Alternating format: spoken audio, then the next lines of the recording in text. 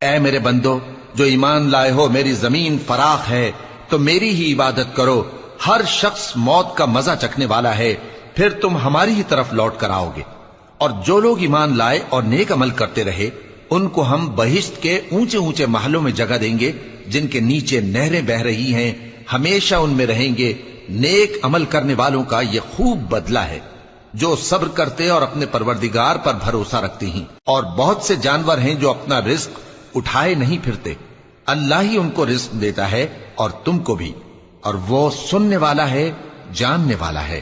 اور اگر ان سے پوچھو کہ آسمانوں اور زمین کو کس نے پیدا کیا اور سورج اور چاند کو کس نے تمہارے زیر فرمان کیا تو کہہ دیں گے اللہ نے۔ تو پھر یہ کہاں الٹے جا رہے ہیں؟ اللہ ہی اپنے بندوں میں سے جس کے لیے چاہتا ہے روزی فراخ کر دیتا ہے اور جس کے لیے چاہتا ہے تنگ کر دیتا ہے، بے شک اللہ ہر چیز سے واقف ہے۔ اور اگر تم ان سے پوچھو کہ آسمان سے پانی کس نے برسایا، پھر اس سے زمین کو اس کے مرنے کے بعد کس نے زندہ کیا تو کہہ دیں گے کہ اللہ نے۔ کہہ دو کہ اللہ کا شکر ہے، لیکن ان میں اکثر نہیں سمجھتے۔ اور یہ دنیا کی زندگی تو صرف کھیل اور تماشا ہے، اور ہمیشہ کی زندگی کا مقام تو آخرت کا گھر ہے، کاش یہ لوگ سمجھتے۔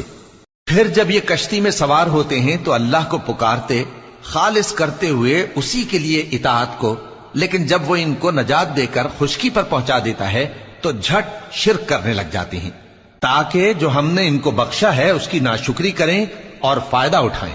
سو خیر ان قریب ان کو معلوم ہو جائے گا۔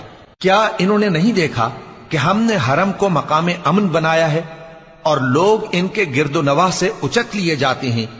کیا یہ لوگ باطل پر اعتقاد رکھتے ہیں اور اللہ کی نعمتوں کی ناشکری کرتے ہیں؟ اور اس سے بڑا ظالم کون جو اللہ پر جھوٹ بہتان باندھے، یا جب حق بات اس کے پاس آئے تو اس کی تکذیب کرے؟ کیا کافروں کا ٹھکانہ جہنم میں نہیں ہے؟ اور جن لوگوں نے ہمارے راستے میں محنت کی ہم ان کو ضرور اپنے رستوں پر چلا دیں گے، اور اللہ تو نیکوکاروں کے ساتھ ہے۔